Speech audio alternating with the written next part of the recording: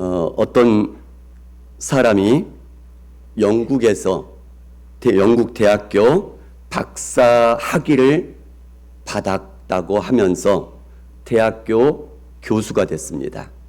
그런데 그것이 나중에 발각이 됐습니다. 그런데 그거에 대해서 변명을 합니다. 두 가지 변명을 합니다. 어느 것이 용서가 될 것 같은지 여러분들이 한번 판단을 해보시기 바랍니다. 이렇게 변명을 합니다. 한 가지는 영국 대학교 박사 과정에 입학하지도 않았습니다. 그런데 완전히 새빨간 거짓말로 그렇게 그 학교에 박사 학위를 받았다. 이렇게 하면서 대학 교수가 된 이 케이스하고, 그 다음에 두 번째는요, 영국 대학교 박사 과정에 입학을 했습니다. 공부도 했습니다. 논문을 썼습니다. 마지막 박사 논문 쓰고 나면 마지막 그 구두 시험, 바이바라고 하는데요. 예, 그거를 했는데 거기서 떨어져 버린 겁니다. 박사학위가 못 받은 거죠. 예, 그랬는데 박사학위를 받았다라고 거짓을 하고 대학 교수가 된 경우.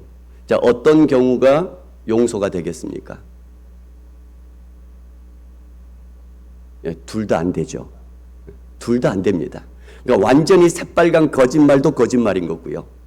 다 사실인데 마지막이 거짓말, 조그만 거짓말도 거짓말인 겁니다. 그러니까 새빨간 거짓말도 거짓말이요. 조금 거짓말 살짝 들어간 것도 거짓말이란 얘기입니다. 하나님 말씀에 순종한 것도 순종하느냐 불순종하느냐 이것도 그렇게 볼 수 있다는 얘기입니다. 오늘 본문의 말씀은 하나님께서 사무엘에게 사울에 대해서 얘기를 합니다. 사울에게 명령하라고 합니다. 아말렉을 쳐서 진멸하라. 이유는 뭐냐면 이스라엘 백성들이 애굽에서 나와서 광야길을 걸어갈 때에 바로 대적했던 것 때문에 징벌하겠다는 얘기입니다. 사울이 그 말씀을 듣자마자 백성들을 소집하니 21만 명의 병사들이 모여듭니다. 그리고 아말렉을 치기 전에 그 아말렉과 같이 섞여 살고 있었던 겐 사람들에게는 아말렉에서 떠나라. 왜냐하면 같이 멸망당할까 두렵다라고 얘기를 합니다. 이유가 뭐냐면 겐 사람들은 이스라엘 백성들이 나올 때에 길에서 선대해 주었다는 얘기입니다. 가나안 족속들을 진멸하는 것, 현대의 사람들은 이게 굉장히 좀 부담스럽고 거북스러운 그런 부분이 있습니다. 그런데 여러 번 말씀을 같이 나눴던 것처럼 가나안 족속들을 진멸하는 것, 완전히 다 멸하는 것, 이 이유가 뭐냐면 죄악이 가득 찼기 때문에 그렇다는 얘기입니다. 어느 정도까지는 기다려 주십니다. 용서해 주고 계십니다. 그러나 도저히 용서할 수 없을 만큼 죄가 가득 찰 때, 다시 말하면 노아의 홍수 심판이 내려지는 그거와 같이, 또는 소돔과 고모라의 죄가 가득 차서 불로 심판하는 지경이 되는 그 지경까지, 바로 이 가나안 백성들도 그만큼 죄악이 가득 찼는데 심판의 도구만 바뀐 거란 얘기입니다. 노아 홍수 심판 때는 물로 심판한 것이요, 소돔과 고모라는 불로 심판한 것이요, 가나안 땅 사람들은 칼로 심판하는, 이것만 바뀌어진 거란 얘기입니다. 왜냐하면 창세기 15장 16절에 보면 아브라함에게 말씀하죠. 그 땅을 주겠다 약속하셨고, 그래서 가나안 땅에 갔는데 가나안 땅에서 이 아브라함과 자손들이 이방의 객이 되어서 400년 동안 그렇게 살다가, 종이 되어 살다가 400년 후에 다시 돌아오게 해주겠다 약속하시면서 말씀하신 이유가 뭐냐면 그 당시에는 아직 그 땅에 죄가 가득 차지 않았기 때문에 그들을 멸하고 쫓아낼 시간이 아니다라는 것이죠. 그 말씀은 가득 차게 되어지면 이제 그들을 멸하고 그 땅을 너희에게 주겠다, 이런 말씀 아니겠습니까? 또 이 아말렉 사람들은 나라와 민족들을 약탈하고 먹고 사는 민족들입니다. 괴롭힘 당하면서 살게 될 수밖에 없게 되는 것이죠. 여러 가지 이런 이유들 때문에 그들을 진멸하라 말씀하신 것이고요. 사울이 아말렉 사람들을 치고 아말렉 사람 왕 아각을 사로잡아 왔습니다. 그 외의 모든 백성들은 다 진멸했습니다. 양과 소의 가장 좋은 것과 기름진 것은 남기고 나머지 모든 양과 소 짐승들은 다 진멸했습니다.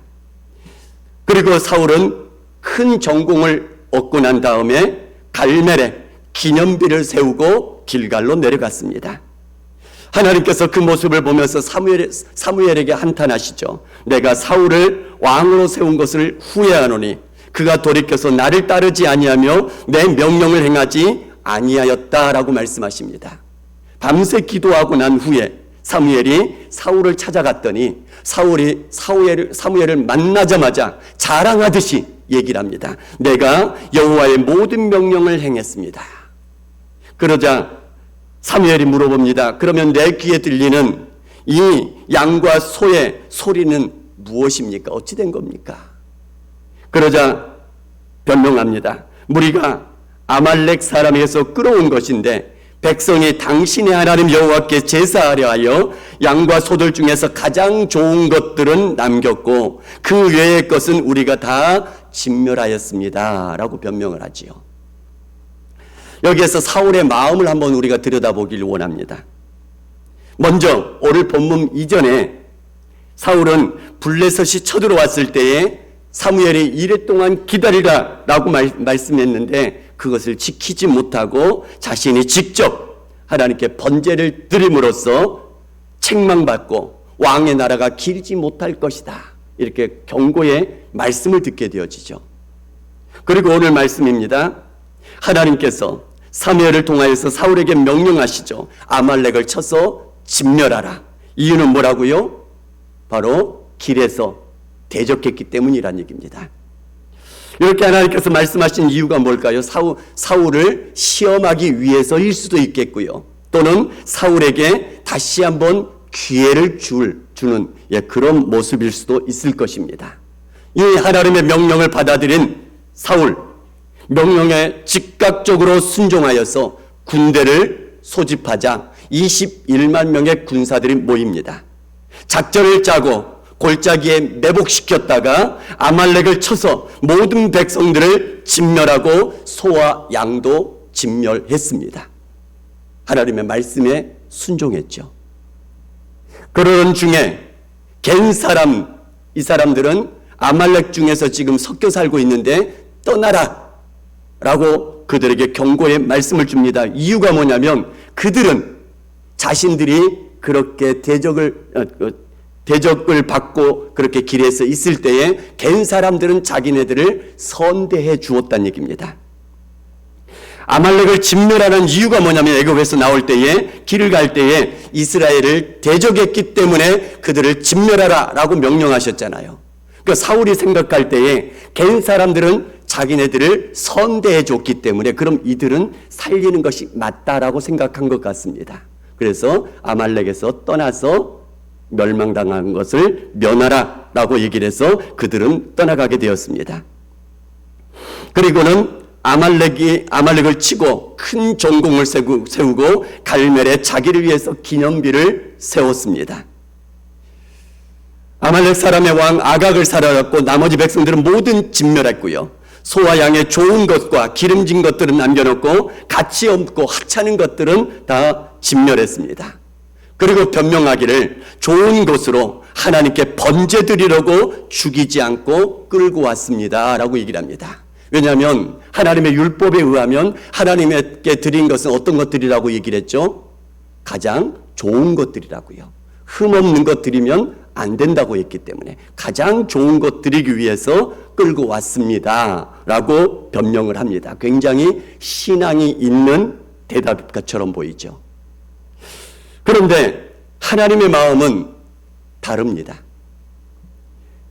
사울을 왕으로 세운 것을 후회한다라고 얘기를 합니다. 이 말은 선택을 실수를 했다 이런 얘기가 아니라요. 이 사울이 이렇게 하는 것들이 슬프다라는 마음의 표현으로 보시면 될 것 같습니다. 그러면서 말씀하시는 이유가 뭐냐면 사울이 돌이켜서 나를 따르지 않았다라고 말씀하시고요. 내 명령을 행하지 않았다라고 얘기를 합니다. 그런데 13절에 사울의 대답은 뭐라고 얘기를 하죠? 내가 여호와의 명령을 행하였나이다 라고 얘기를 하죠. 하나님의 인식과 사울의 인식은 완전히 정반대입니다. 다릅니다. 사울은 완전히 자기 자신을 확신하고 있습니다. 진짜로 그렇게 생각하고 있습니다. 어떻게 해요? 하나님의 말씀을 행했습니다라고 생각하고 있는 것이죠. 순종했습니다라고 생각하고 있는 것이죠. 사울은 하나님의 명령에 순종해서 아말렉을 쳤습니다. 그리고 백성들을 진멸시켰습니다. 소와 양도 다 진멸시켰습니다. 그러나 그 아말렉 왕 아각은 사로잡아왔고요. 소와 양의 좋은 것들은 죽이지 않고 끌고 왔습니다. 순종을 했지만 사울 자신도 자기 자신을 향해서 순종했다라고 확신하고 생각하고 있었지만 말씀대로 완전하게 순종하지 않은 것은 하나님께서는 따르지 않았다라고 말씀하시고 그리고 명령을 어겼다라고 그렇게 말씀하고 계시다는 얘기입니다. 말씀대로 완전하게 순종하지 않은 것은 하나님께서 명령을 행하지 않았다라고 평가하고 계신다는 얘기입니다. 선택적으로 순종하는 것은 또 다른 면에서의 불순종이라는 얘기입니다. 한편으로는 순종하면서도 또 한편으로는 자신의 생각이 들어가서 하나님의 말씀 그대로를 따르지 않는 것을 하나님께서는 불순종으로 평가하고 계시다는 얘기입니다. 나아만 장군을 보시기 바랍니다. 나병을 고쳐달라고 엘리사 선지자를 찾아갔더니 문 앞에 세워놓고 나와보지도 않고 사환을 보내서 요단강에 가서 7번 씻으라 라고 말합니다. 나만 장군이 진노하여서 돌아가면서 하는 말이 이것입니다. 내 생각에는 그가 만쭉 나와서 손을 들어 아픈 부위에 흔들면서 내 병을 고칠까 하였노라 라고 얘기를 합니다. 그러면서 진노하여 돌아가려고 합니다.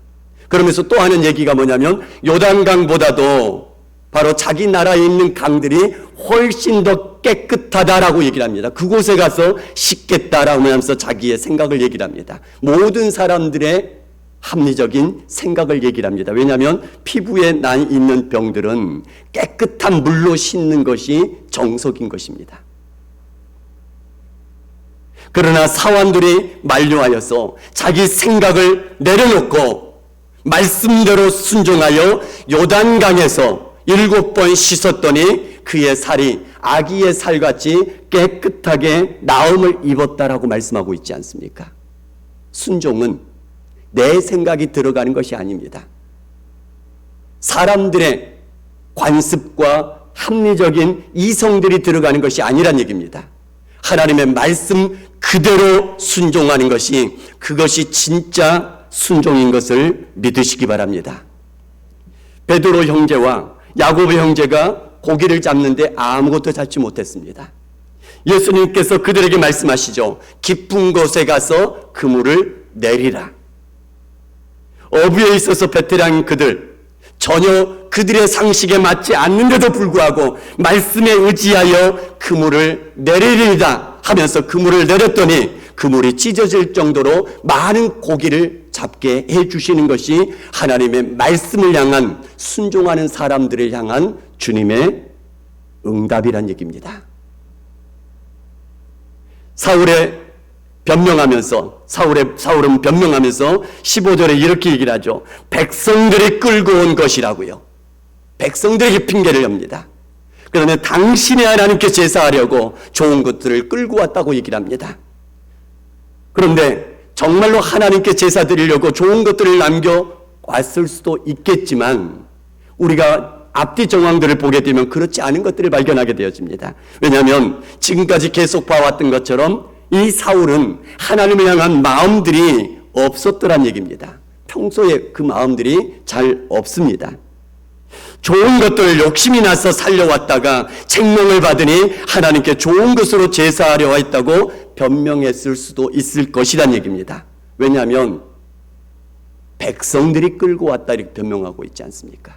그리고 자기 자신의 우리의 하나님 이렇게 하는 것이 아니라 당신의 하나님, 사무엘의 하나님께 제사 드리려고 한다라고 이렇게 지금 이제 변명하고 있지 않습니까? 그렇기 때문에 이 사울의 마음 속에는 여전히 하나님을 향한 마음이 제대로 되어 있지 않다라는 것을 보게 됩니다. 뿐만 아니라 자기를 위해서 기념비를 세웠다라고 말씀하고 있습니다. 반대로 모세나 여호수아나 계속해서 승전거를 올린 다음에 하나님이 말씀하신 그것을 따라서 기념비를 세우는데, 그 기념비를 세운 이유가 뭐냐면 바로 하나님께 모든 공을 올려드리기 위해서 세우고 있지 않습니까? 정반대입니다. 요단강을 건넌 후에 여호수아와 이스라엘 백성들이 길갈에 돌 무더기를 쌓아놓고 기념비를 세웁니다. 요단강 바닥에서 갈라진 요단강 바닥을 길처럼 건넌 후에 그것을 기념하기 위해서 강바닥에서 12개의 돌을 지파별로 주워와서 그것을 쌓아놓고 기념비를 세웁니다. 그런데 그 이유를 뭐라고 말씀하시냐면 바로 능력의 하나님을 잊어버리지 않고 기억하기 위해서라고 얘기를 합니다. 그리고 자손들이 물어보면 바로 그 하나님에 대해서 말해주기 위해서 세운 것이라고 말합니다. 그러나 사울은 왜 기념비를 세웠다고요? 자기를 위해서 기념비를 세웠다, 이렇게 얘기를 하고 있다는 얘기입니다. 사울에게 필요했던 마음이 뭐냐면 하나님께서 사울이 돌이켜서 나를 따르지 않았다고, 내 명령을 행하지 않았다고 책망하실 때에 13절에 얘기한 것처럼 내가 여호와의 명령을 행하였나이다 라고 대답하는 것이 아니라 주여 연약합니다. 주의 뜻을 이루며 살기에 부족합니다. 주의 긍휼을 구하는 죄인입니다. 주님만 바라보기를 원합니다. 이 자세가 필요하다는 얘기입니다. 완벽하게 순종할 사람은 없습니다. 하나님의 마음에 합한 사람이라 칭하였던 다윗조차도 밧세바를 범하지 않습니까? 그 남편 우리아를 죽이지 않습니까? 말년에 인구조사를 하면서 자신의 공을 하나님보다 더 앞세우려다가 온 백성들이 3일 동안 온역에 하나님의 징계를 받아 많은 사람들이 죽임을 당하는 그런 일도 벌어지지 않습니까? 그럼에도 불구하고 다윗을 향해서 하나님께서 여전히 바로 내 마음에 합한 사람이라 말씀하신 이유가 뭐냐면 하나님께서 지적하실 때에 엎드려 회개하며 겸손하게 주님 앞에 눈물을 흘리며 엎드리더란 얘기입니다. 이것이 필요하다는 얘기입니다. 우리들에게도 첫 번째로 필요한 것이 뭐냐면 말씀대로 순종하며 감당하기 위해서 애써가는 것이 먼저 필요합니다. 내 생각과 내 판단을 내려놓고 오직 성경의 말씀대로 살기 위해서 애써가는 이것이 먼저 필요한 것이고요. 그럼에도 불구하고 우리는 연약하여서 넘어질 수 있습니다. 부족하여서 넘어지오니 주의 긍휼을 구합니다. 그렇게 엎드려 나아가는 것이 필요하다는 얘기입니다. 자기 확신, 나는 이만하면 잘하고 있다라고 생각이 되어진다면 그것은 영적인 문제거리가 된다는 얘기입니다. 물론 처음부터 말씀 그대로 순종하려고 노력하지 않는다면 이것은 처음부터 문제가 되는 것이고요. 말씀을 정리합니다. 우리 모두는 하나님의 말씀 그대로 순종하기 위해서 애써가게 해주시옵소서. 하나님 앞에 노력하며 나아갈 수 있기를 바랍니다. 그럼에도 불구하고 우리는 부족합니다. 넘어질 수 있습니다. 그때마다 나는 그래도 순종했습니다. 나는 그래도 이만큼 하고 있습니다. 나는 그래도 저 사람들보다 더 낫습니다. 이 마음이 아니라 부족합니다. 주의 긍휼이 필요합니다. 우리 주님의 십자가 의지하면서, 왜냐하면 우리의 연약함까지 다 담당해 주신 것이 우리 주님의 십자가가 아닙니까? 나는 여전히 우리 주님의 십자가의 그 긍휼의 피가 내게 필요합니다. 엎드려 나아갈 때에 주님께서는 여전히 우리를 감싸주시고 우리를 안아주시고 우리에게 긍휼을 베풀어 주실 줄 믿습니다. 주님의 은혜 가운데 늘 승리하며 살아갈 수 있는 그런 거룩한 주의 권속들 다 될 수 있기를 주님의 이름으로 축복합니다.